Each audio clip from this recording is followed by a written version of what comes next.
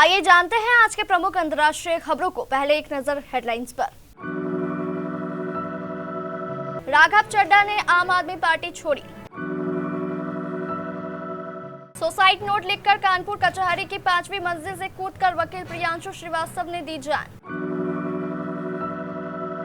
Iran जंग में साथ न देने पर क्या ट्रंप देंगे नाटो को सजा? पोलैंड पीएम ने अमेरिकी वफादारी पर पूछे चुभते सवाल। हॉर्मुज के बाद अब मलक्का स्ट्रेट में जहाजों से टोल वसूली। ईरान की राह पर चलता है ये मुस्लिम देश।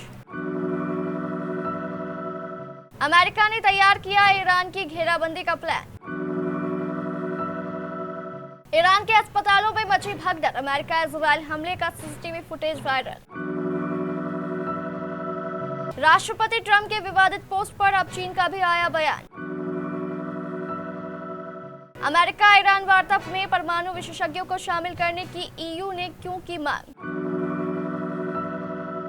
रिहाना अचानक मुंबई क्यों आई? 2 साल बाद भारत लौटी ग्लोबल आइकन। और मिचेल सेंटलर को चोट लगने पर हुआ बवाल। राज्यसभा में सांसद राघव चड्ढा ने आम आदमी पार्टी छोड़कर बीजेपी में शामिल होने का ऐलान किया है। आज शुक्रवार को संदीप पाठक और अशोक मित्तल के साथ प्रेस कॉन्फ्रेंस कर राघव चड्ढा ने कहा, हमने तय किया है कि हम राज्यसभा में आम आदमी पार्टी के 2/3 सदस्य संविधान के प्रावधानों के अनुसार बीजेपी में शामिल हो रहे हैं। आम आदमी पार्टी ने बीजेपी की आलोचना करते हुए इसे ऑपरेशन लोटस करार दिया, जबकि आम आदमी पार्टी के संयोजक अरविंद केजरीवाल ने ताजा घटनाक्रमों को लेकर एक्स पर राघव चड्ढा का नाम लिए बिना सिर्फ इतना लिखा, बीजेपी ने फिर से पंजाबियों के साथ किया धोखा। आम आदमी पार्टी ने इस महीने की शुरुआत में राज्यसभा में पार्टी के डिप्टी लीडर की जिम्मेदारी राघव चड्ढा की जगह अशोक कुमार मित्तल को दे दी थी। राघव चड्ढा ने आम आदमी पार्टी के फैसले पर सवाल उठाया था और कहा था कि वह जनहित के मुद्दे उठाते रहे हैं और सवाल पूछा कि इससे आम आदमी पार्टी का क्या नुकसान हुआ होगा। कानपुर कचहरी में अधिवक्ता प्रियांशु श्रीवास्तव ने 5वीं मंजिल से छलांग लगाकर अपनी जीवन लीला समाप्त कर ली। प्रियांशु ने यह आत्मघाती कदम अपने पिता राजेंद्र कुमार श्रीवास्तव की कथित शक्ति और मानसिक प्रताड़ना से तंग आकर उठाया। मृतक ने आत्महत्या से ठीक पहले व्हाट्सएप पर 2 पन्नों का स्टेटस नोट साझा किया था। इस नोट में उन्होंने बचपन की कड़वी यादों और वर्तमान की बंदिशों का विस्तार से जिक्र किया। पुलिस ने शव को कब्जे में लेकर पोस्टमार्टम के लिए भेज दिया है और व्हाट्सएप स्टेटस को जांच का मुख्य आधार बनाया गया है। प्रियांशु ने सुसाइड नोट में लिखा, पिता पर गंभीर आरोप लगाए हैं। उन्होंने लिखा कि बचपन में फ्रिज से आम का जूस पीने पर पिता ने उन्हें नंगा करके घर से निकाल दिया था। हाई स्कूल में कम नंबर आने पर भी उनके साथ ऐसा ही व्यवहार करने की धमकी दी गई थी।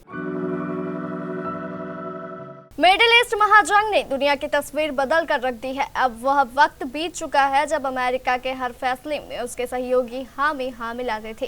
ताज़ा मामला नाटो का है, जिसने साफ तौर पर ईरान जंग में अमेरिका के साथ खुलकर उतरने से परहेज किया।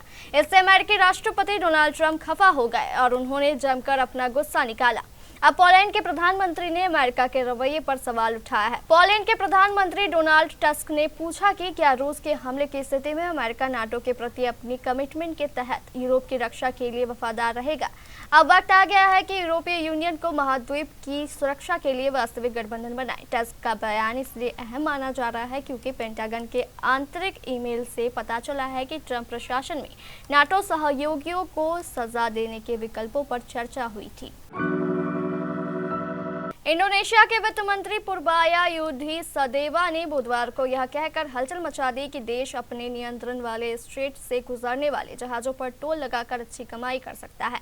उनके इस बयान के बाद माना जाने लगा है कि हॉर्मुज स्ट्रेट में ईरान की टोल वसूली की देखा-देखी इंडोनेशिया भी अपने नियंत्रण वाले मलक्का स्ट्रेट पर टोल वसूल सकता है।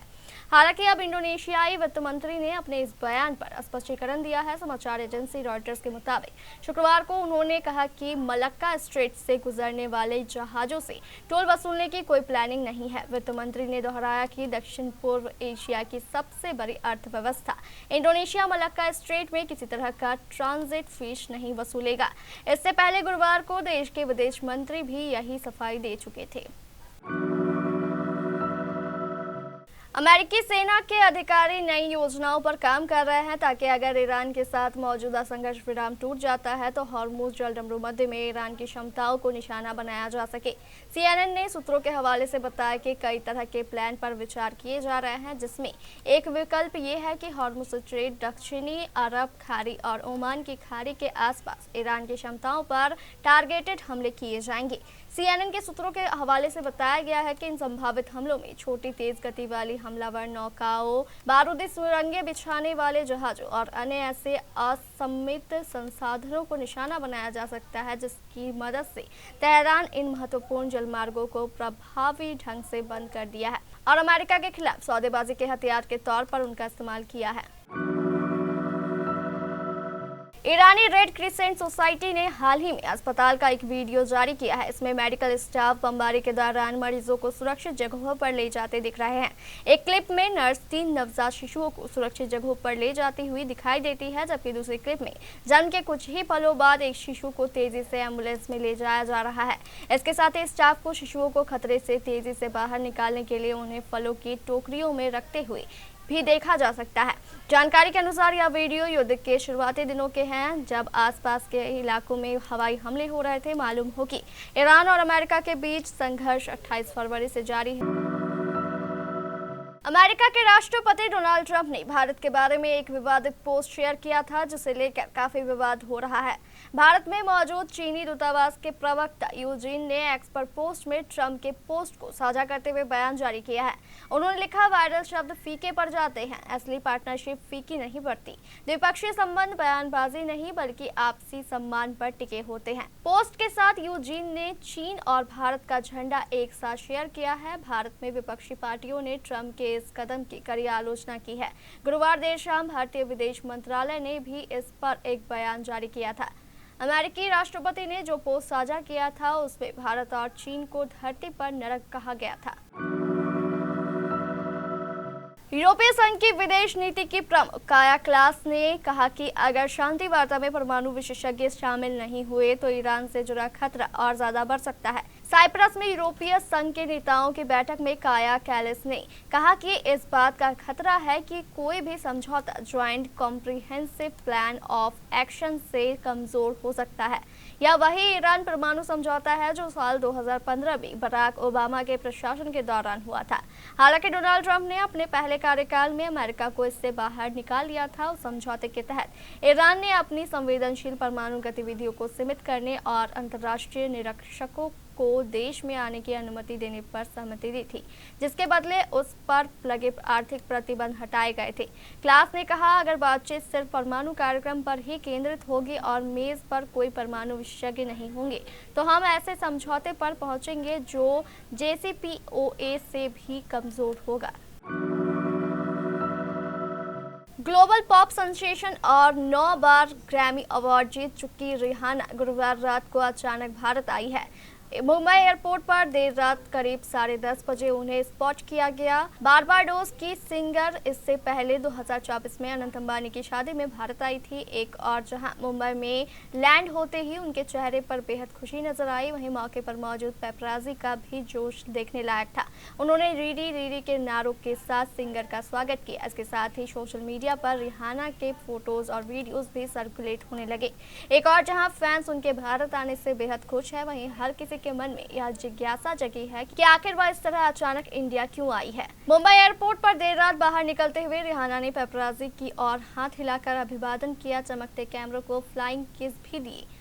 सिंगर को छत्रपति शिवाजी महाराज इंटरनेशनल एयरपोर्ट पर नीले रंग के कपड़ों और आंखों पर बड़ा सा चश्मा लगाए हुए देखा गया। बताया जाता है कि वह एक प्राइवेट जेट से मुंबई आई है। कुछ अपुष्ट रिपोर्ट्स के मुताबिक रिहाना भारत में अपनी ब्यूटी और कॉस्मेटिक लाइन फेंटी ब्यूटी के एक इवेंट के लिए आई है। मुंबई में 24 अप्रैल को फेंटी ब्यूटी का यह इवेंट होना है। चर्चा है कि यह ग्लोबल आइकन अपने ब्रांड का एक लिमिटेड पॉप अप लॉन्च कर सकती है। इस इवेंट का नाम फेंटी ब्यूटी की हवेली बताया जा रहा है। इंडियन प्रीमियर लीग 2026 में मुंबई इंडियंस और चेन्नई सुपर किंग्स के बीच गुरुवार को मुकाबला हुआ, जहां चेन्नई ने 103 रन की बड़ी जीत दर्ज की। वहीं दूसरी तरफ मैच कंकेशन सब्स्टिट्यूट विवाद को लेकर चर्चा में आ गया। वानखेड़े स्टेडियम में खेले गए इस मैच में संजू सैमसन के शानदार शतक की बदौलत सीएसके ने 207/6 का बड़ा स्कोर खड़ा किया। जवाब में मुंबई की टीम शुरुआत में ही लड़खड़ा गई और पावर प्ले में 3 विकेट गंवा दिए। तिलक वर्मा और सूर्यकुमार यादव के बीच 50 रन की साझेदारी जरूर हुई, लेकिन टीम 104 रन पर ही सिमट गई। अकील हुसैन ने 4 विकेट लेकर मैच का रुख पूरी तरह बदल दिया। मैच के दौरान असली बवाल तब हुआ जब मिचेल सेंटनर को फील्डिंग के दौरान चोट लगी और उन्हें मैदान छोड़ना पड़ा। शुरुआत में यह कंधे की चोट लगी, लेकिन बाद में उनकी जगह शार्दुल ठाकुर को कंकशन सब्स्टिट्यूट के तौर पर उतारा गया। इस फैसले ने फैंस और एक्सपर्ट्स को हैरान कर दिया, क्योंकि सेंटनर को कंधे पर पट्टी के साथ देखा गया था, जिससे सिर की चोट वाली बात पर सवाल उठे। विवाद बढ़ने के बाद एमआई के कोच महेल जयवर्धन ने सफाई दी। उन्होंने कहा कि सेंटनर पहले सिर और गर्दन पर गिरे थे, उसके बाद कंधे पर असर पड़ा, उन्हें अस्थिर महसूस हुआ, इसीलिए स्कैन के लिए भेजा गया। उन्होंने साफ किया कि कंकशन सब की मांग टीम ने जरूर की थी, लेकिन इसे मंजूरी देना पूरी तरह मैच रेफरी और अंपायर के अधिकार में था।